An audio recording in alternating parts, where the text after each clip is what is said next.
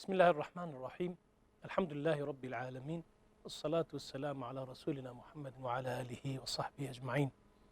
Hamd, alemlerin Rabbi olan Allah'a, salat ve selam Muhammed Aleyhisselatü Vesselam'a, aline, ashabına ve kıyamete dek onun yolunu takip edenlere olsun. İslam dünyasının farklı ülkelerinden alim ve davetçiler, kurum ve kişiler başta olmak üzere değişik muhtelif kesimlere sahip birçok kurum ve dernek, cemaat, İslami hareket, Kudüs'ün seslenişlerine, yıkım ve bölünmeyle pençeleşen Mescid-i Aksa'nın yakaraçlarına ve işgalci Siyonistlerin zulmü altında ve inancın evlatları tarafından ihanete uğrayan Filistin halkının feryatlarına cevap vermiş oldu.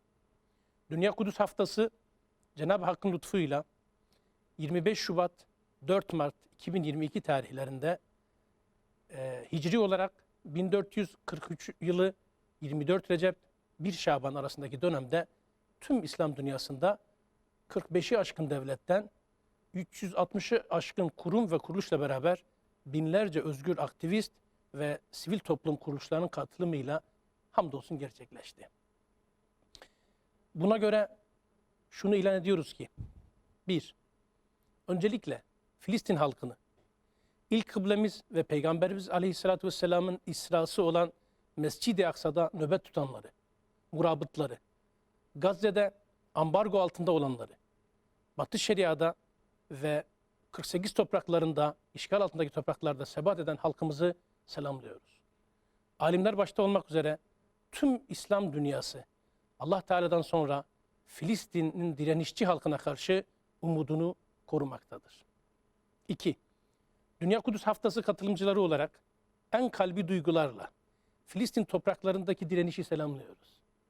Alimler ve İslam ümmeti bu yiğit direniş etrafında toplandığını ve ümmetin Siyonist saldırganlığı püskürtmek, caydırmak ve ortadan kaldırmak için eşsiz direnişin yanında olmak gerektiğini ifade etmektedir. Allah Teala Kur'an'da şöyle buyurmaktadır.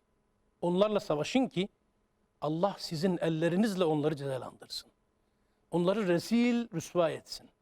Onlara karşı size yardım ve zafer ihsan buyursun. Baskı ve zulüm altında inleyen mümin toplulukların gönüllerini ferahlatsın. 3. Dünya Kudüs Haftası katılımcıları olarak Filistin'in ümmetin davası olduğunu vurguluyoruz. Bu dava tüm Müslümanların ve özgür halkın kalbindedir. Kudüs ve Mescid-i Aksa sadece Filistinlilerin değil, tüm ümmetin vatanıdır.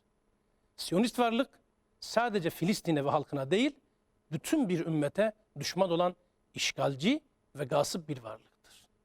Tüm dünya kabul etse dahi bu yabancı ve ecnebi varlığın Filistin topraklarında var olma ve sözde devletini kurma hakkına sahip olması mümkün değildir. Bu nedenle Siyonist varlığın Filistin topraklarındaki herhangi bir hakkının tanınmasının şer'an ve hukuken hükümsüz olduğunu ve en temel ahlak ve insan hakları kurallarına dahi aykırı olduğunu vurgulamak isteriz. 4. Dünya Kudüs Haftası katılımcıları olarak bazı yönetimlerin Siyonist varlıkla tüm siyasi, ekonomik, akademik ve kültürel biçimleriyle normalleşme denen çabasının Allah'a, Resulüne, müminlere, Kudüs'e ve mübarek Mescid-i Aksa'ya ihanet olduğunu vurguluyoruz. Katılımcılar olarak bu yönetimlerden kendileri için dünya ve ahirette yüz karası olacak olan bu rezil normalleşme çabalarına son vermelerini talep ediyoruz. Siyonist varlıkla atılmak istenen bu adımlar ne kendi tahtlarının ne de konumlarının güvenliğini sağlamayacaktır. Ey iman edenler! Benim de düşmanım, sizin de düşmanınız olan kimseleri dostlar edinmeyin. Siz onlara sevgi gösteriyorsunuz. Oysa onlar haktan size geleni inkar ediyorlar. Rabbiniz olan Allah'a iman etmenizden dolayı sizi ve peygamberi yurdunuzdan çıkarıyorlar. Eğer siz benim yolumda cihad etmek ve benim hoşnutluğumu kazanmak üzere çıktıysanız nasıl onlara karşı sevgi beslersiniz? Halbuki ben sizin gizlediğinizi de açığa vurduğunuzu da bilirim.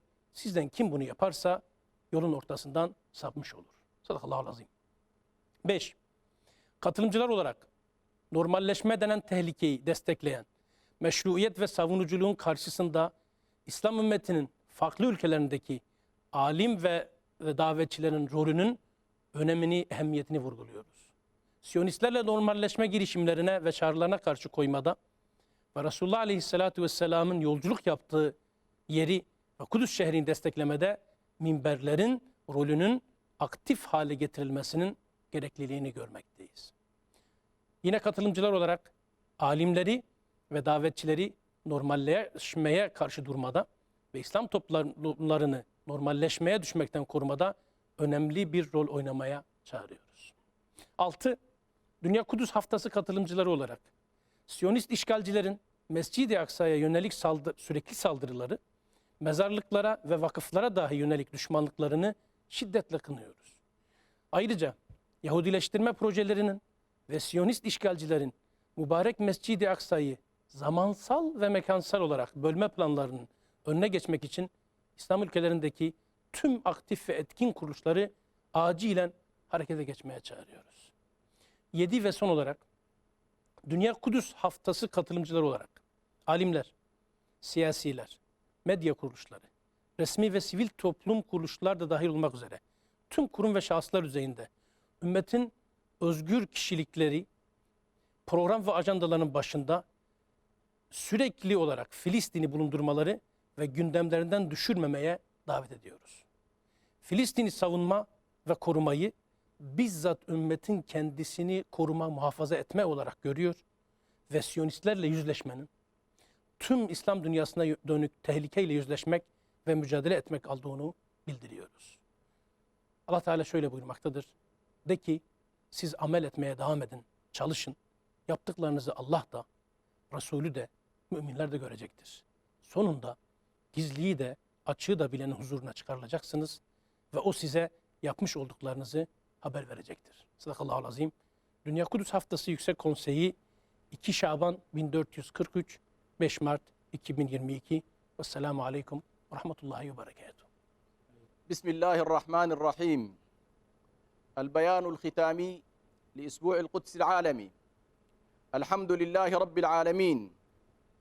Vessalatu vesselam ala Muhammedin ve ala alihi ve sahbihi ve men tebi'ahum بإحسان إلى يوم الدين وبعد فقد لبت العديد من المؤسسات والجمعيات من مختلف بلدان العالم الإسلامي وبمختلف الشرائح وفي مقدمتهم العلماء والدعاة ومؤسسات وأفراد نداءات القدس التي أثخنتها الجراح واستغاثات الأقصى الذي يسعى الصهاينة فيه خرابا وتحريقا وتهديما وصرخات فلسطين التي تعاني احتلال العدو وخذلان بعض المنتسبين إلى الأمة. وبفضل الله تعالى أتم أسبوع القدس العالمي أعماله على مستوى الأمة كلها في الفترة ما بين 24 من رجب وحتى 1 شعبان 43 و400 وألف الموافق 25 من فبراير وحتى 4 من مارس 22 بعد الألف الثانية بمشاركة أكثر من 360 مؤسسة دولية ومحلية من 45 دولة إضافة لآلاف الأحرار الذين تفاعلوا مع هذا الحدث الدوري العالمي بكافة الوسائل وبالفعاليات والأنشطة الإبداعية. وفي ختام أيام الأسبوع العالمي يؤكد المشاركون فيه الآتي: أولاً التحية لأهل البطولة والفداء في فلسطين الحبيبة المرابطين في القدس المدافعين عن أولى القبلتين مسرى رسول الله صلى الله عليه وسلم والمحاصرين في غزة العزة والثابتين في الضفة الغربية البطلة والمتجذرين في أرضهم وأرضنا المحتلة عام 48. ويؤكدون أن الأمة جمعاء وفي مقدمتها العلماء تعقد الآمال بعد الله تعالى على أهل فلسطين البطولة والفداء في إبقاء جذوة القضية مشتعلة، كما يؤكدون دعمهم غير المحدود لهذا الشعب المرابط البطل وشراكتهم معه في ساحات الفداء والتضحية. ثانيا، يبرق المشاركون في أسبوع القدس العالمي بأسمى مشاعر التحية والحب إلى المقاومة الباسلة على أرض فلسطين، ويؤكدون التفاف العلماء ومعهم الأمة الإسلامية حول هذه المقاومة الباسلة، ووجوب التفاف الأمة حول هذه المقاومة الباسلة التي تمثل نموذجا فذا في صد العدوان الصهيوني وردعه وإهانته. قال تعالى: قاتلوهم يعذبهم الله بأيديكم ويخزهم وينصركم عليهم ويشفي صدور قوم مؤمنين. ثالثا، يؤكد المشاركون في أسبوع القدس العالمي أن فلسطين هي قضية الأمة جمعاء، وهي في قلب كل مواطن مسلم وحر، وأن القدس والأقصى ليست ملكا أو حقا للفلسطينيين وحدهم، بل هي ملك الأمة الإسلامية جمعاء، وأن الكيان الصهيوني كيان محتل غاصب وهو معاد للأمة كلها وليس لفلسطين وشعبها. ولا يمكن أن يكون هذا الكيان الغريب الدخيل صاحب حق في الوجود أو في إقامة دولته المزعومة على أرض فلسطين ولو اعترف العالم كله بها. ومن هنا نؤكد أن أي اعتراف بحق الكيان الصهيوني في أرض فلسطين هو اعتراف باطل شرعا وقانونا، ويتنافى مع أبسط قواعد الأخلاق وحقوق الإنسان.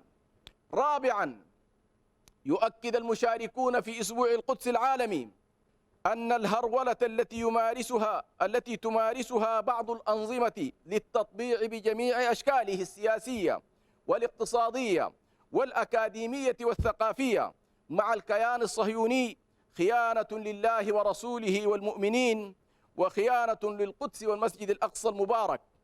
ويطالبون هذه الأنظمة بالتوقف عن هذه الهرولة المخزية باتجاه الكيان الصهيوني الذي لن يحقق لهم أمن عروشهم ومناصبهم، وسيكون خزيا لهم في الدنيا والآخرة. قال تعالى: يا أيها الذين آمنوا لا تتخذوا عدوي وعدوكم أولياء تلقون إليهم بالمودة وقد كفروا بما جاءكم من الحق يخرجون الرسول وإياكم أن تؤمنوا بالله ربكم إن كنتم خرجتم جهادا في سبيلي وابتغاء مرضاتي تسرون إليهم بالمودة وأنا أعلم بما أخفيتم وما أعلنتم ومن يفعله منكم فقد ضل سواء السبيل.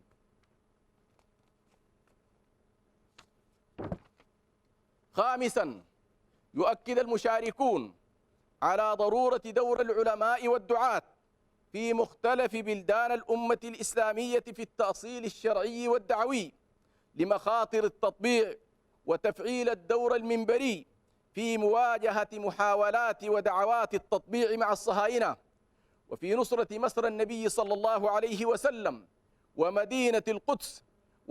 ويدعو المشاركون العلماء والدعاة إلى أن يكون لهم دور محوري في التصدي لمشاريع التطبيع وحماية المجتمعات الإسلامية من الاختراق التطبيعي. سادسا، يدين المشاركون في أسبوع القدس العالمي عمليات الاقتحام الصهيونية المستمرة للمسجد الأقصى المبارك والاعتداء على المنابر والأوقاف الإسلامية، ويطالبون المؤسسات الفاعلة والحاكمة في بلدان العالم الإسلامي إلى التحرك العاجل لوقف عملية التهويد والتقسيم الزماني والمكاني التي تعمل قوات الاحتلال الصهيوني على تكريسها في المسجد الأقصى المبارك. سابعا، يدعو المشاركون في أسبوع القدس العالمي أحرار الأمة على مستوى المؤسسات والأفراد العلمائية منها والسياسية والإعلامية ومؤسسات المجتمع الرسمي والمدني أن تكون فلسطين حاضرة في خططهم، وأن تكون القدس على رأس أجندة برامجهم، ويؤكدون أن الدفاع عن فلسطين هو دفاع عن الأمة كلها، وأن مواجهة الكيان الصهيوني هي مواجهة خطر يحدق بجميع بلاد المسلمين دون ما استثناء. قال تعالى: وقل اعملوا فسيرى الله عملكم ورسوله والمؤمنون وستردون إلى عالم الغيب والشهادة فينبئكم بما كنتم تعملون. اللجنة العليا لأسبوع القدس العالمي السبت 2 من شعبان 43 بعد 400 وألف، الموافق 5 مارس 22 بعد 1000 الثانية. والسلام عليكم ورحمة الله وبركاته.